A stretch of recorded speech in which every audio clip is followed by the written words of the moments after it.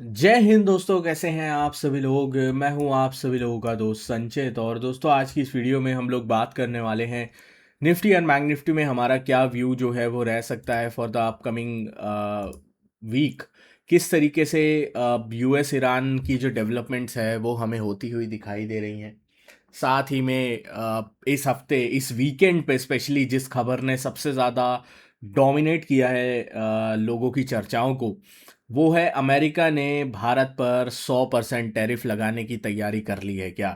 तो क्या पूरी सिचुएशन है, किस तरीके से हम लोग आगे के हफ्ते के लिए चीज़ों को समझ सकते हैं, सारी चीज़ें इस वीडियो में डिस्कस करने वाले हैं। तो दोस्तों, वीडियो शुरू करने से पहले चैनल को सब्सक्राइब कीजिएगा, बेल आइकन को दबाइएगा और इस वीडियो का लाइक एम हम रखते हैं लगभग 1500 लाइक्स, जो कि आप पूरा कर ही देंगे। तो चलिए, अब ज़्यादा टाइम वेस्ट ना करते हुए वीडियो को शुरू करते हैं। देखो, सबसे पहले जो बड़ी खबर है, आई थिंक जो मेन खबर है, हमें डायरेक्ट इम्पैक्ट करती है, उस खबर के बारे में चर्चा कर लेते हैं और बात कर लेते हैं। क्योंकि आई थिंक इस खबर को लेकर बहुत सारी चर्चाएं हमें ओवर द वीकेंड लोगों के मन में होती हुई दिखाई दी हैं। क्या ये खबर का रियलिटी है, किस तरीके से इसका रिएक्शन बाजार जो है मंडे को देखने को मिल सकता है। तो सबसे पहले ये खबर जो मैंने टेलीग्राम पे आप लोगों के साथ शेयर करी थी, टेलीग्राम ग्रुप अभी तक आपने ज्वाइन नहीं किया है, डिस्क्रिप्शन में लिंक है, आप ज्वाइन कर सकते हैं। मैंने यहाँ पे आप लोगों के साथ शेयर किया था कि यूएस सेनेट ने जो है एक बिल पास किया है 100% tariff on Indian export over the Russian oil imports. अब बहुत सारे लोगों ने इसका मतलब ये निकाला है कि यूएस सेनेट ने बिल पास कर दिया है भाई, 100% टैरिफ जो है अब इंडियन एक्सपोर्ट्स पे लगेगा। ऐसा कुछ भी नहीं है, ठीक है। सबसे पहले ये चीज़ क्लियर कर लीजिए, कोई टैरिफ जो है नहीं लगे हैं हमारे ऊपर, नए अलग से कुछ भी टैरिफ वगैरह कुछ भी नहीं लगा है। यूएस सेनेट ने क्या बिल पास किया है कि जो भी कंट्रीज रशिया से तेल गैस ये सब चीज़ें खरीद रही हैं, उसमें चाइना भी आता है, उसमें इंडिया भी आता है, उसमें बाकी कंट्रीज भी आती हैं। ऐसे नहीं कि स्पेसिफिकली इंडिया को टारगेट करते हुए ये चीज़ करी गई है। इन सब कंट्रीज पर जो है एडिशनल जितना टैरिफ लगा हुआ है, उससे एडिशनल 100% टैरिफ लगाने की जो एक पावर है वो प्रेसिडेंट के पास अब चली गई है। मतलब यूएस गवर्नमेंट, प्रेसिडेंट, इन सब के पास चली गई है। ऐसा बिल जो है सेनेट ने पास किया है। क्या अभी तक डोनाल्ड ट्रंप ने जो है ये टैरिफ लगाया है? नहीं, क्योंकि स्पेसिफिकली वो नहीं लगा पाएंगे, क्योंकि इसमें चाइना भी आता है। चाइना के साथ वो ट्रेड वॉर अफोर्ड नहीं कर सकता भाई ट्रंप इस वक्त, क्योंकि स्पेशली जब वो वॉर में फंसा हुआ है और वॉर से वो एक रैंप ऑफ ऑलरेडी चाहता है। तो मेरे को नहीं लगता डोनाल्ड ट्रंप की तरफ से कुछ भी ऐसा होगा कि वो जो है डायरेक्ट ऐसा कोई टैरिफ जो है निशाना लगाए। अब लोगों के मन में ये भी है कि लास्ट टाइम सिर्फ इंडिया इंडिया पे टैरिफ लगाया था, तो क्या इस बार भी इंडिया इंडिया पे टैरिफ लग सकता है? वो हमें देखना होगा। बट प्रोबेबिलिटी अगेन, जैसा मैंने बोला, प्रोबेबिलिटी बहुत कम है। ऑलरेडी यूएस जो है एक अलग मुसीबत में इस वक्त फंसा हुआ है। अब ये अलग मुसीबत क्या है? अलग मुसीबत है US Iran war. US Iran war को लेकर ईरान का जो सुप्रीम नेशनल सिक्योरिटी है काउंसिल है, उन्होंने डिक्लेयर की है टर्म्स को कि अगर स्ट्रेट ऑफ हॉर्मोज जो है हमें जो है खोलेगा, तो यूएस को क्या क्या करना पड़ेगा। अगर ईरान जो है अलाउ करता है स्ट्रेट ऑफ हॉर्मोज को खोलना, वो तभी अलाउ करेगा।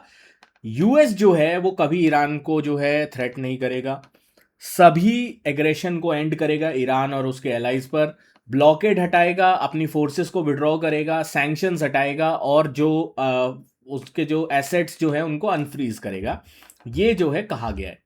उसके बाद आज सुबह खबर आई सीएनएन की तरफ से कि भाई यूएस का जो chairman of the joint chief हैं जनरल केन, उन्होंने प्राइवेटली बोला है कि यूएस इस वक्त जो है एक रैंप ऑफ चाहता है इस वॉर से, और मिलिट्री स्ट्राइक्स जो है वो नहीं करना चाहता क्योंकि वो बैकफायर कर सकते हैं।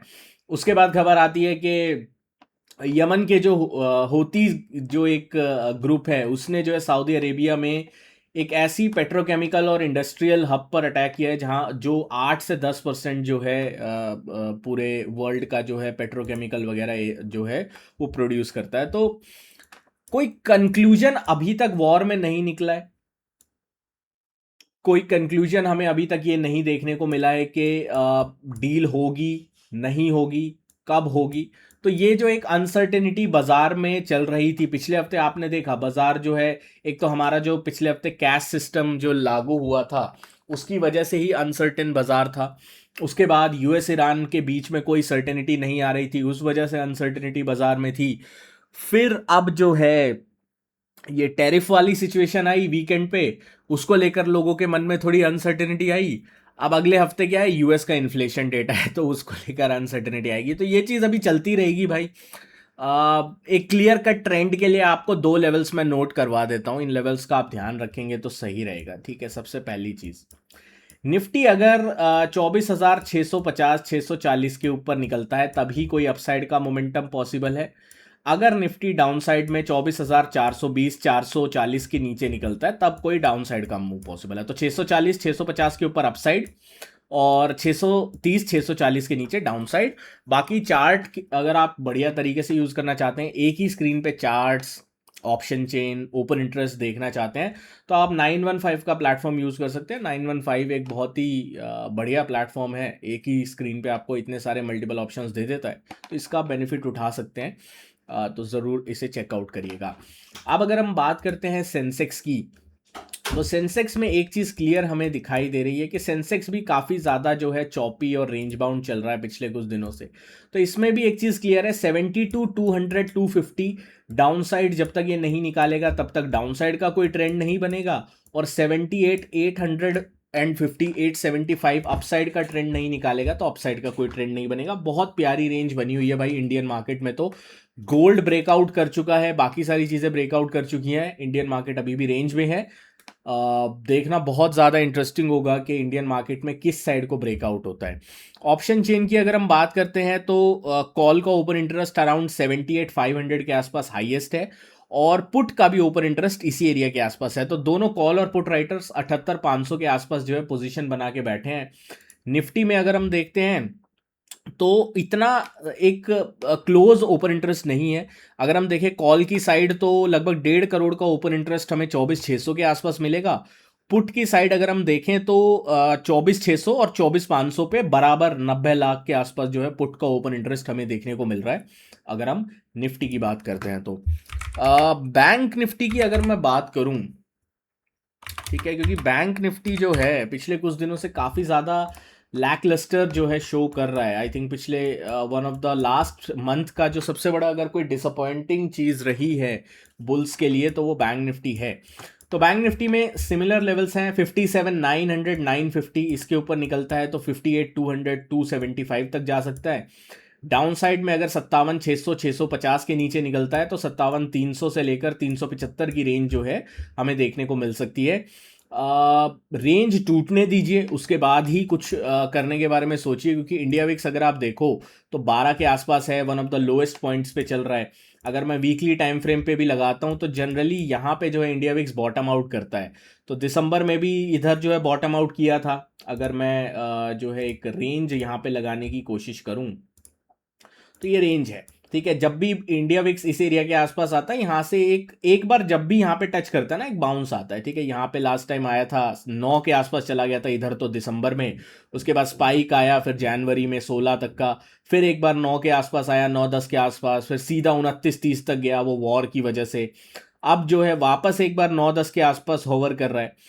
तो प्रोबेबिलिटी है कि यहाँ से इंडिया विक्स दोबारा से राइज करे, तब जाके हम लोगों को एक अच्छा ट्रेंड जो है वो देखने को मिलेगा बाजार में। अदरवाइज ट्रेंडिंग मार्केट मिलना थोड़ा मुश्किल दिखाई देता है, स्पेशली जिस हिसाब से अनसर्टेनिटी ओवरऑल चल रही है। देखो अगर यूएस जो है एक डायरेक्शनल कॉल ले, मतलब यूएस बोले कि मेरे को युद्ध करना है या नहीं करना, तो बाजार में एक सर्टेनिटी आएगी, फिर जो है ट्रेंड भी उस साइड का हमें मिल सकता है, फिर जो है इंडिया विक्स भी बढ़ सकता है उस चीज को लेकर। अब इतनी अनसर्टेनिटी है, आईवीज बहुत ज्यादा डाउन हो चुके हैं, क्योंकि नेगेटिव खबर भी उस तरीके की नहीं आ रही है और ना पॉजिटिव खबर उस तरीके की आ रही है। तो बीच में एक असमंजस वाली स्थिति जो है पूरे ओवरऑल मार्केट्स में बनी हुई है। यूएस मार्केट तो चल ही रहा है, उसकी दिक्कत नहीं है, दिक्कत हमारे बाजार की अपनी है।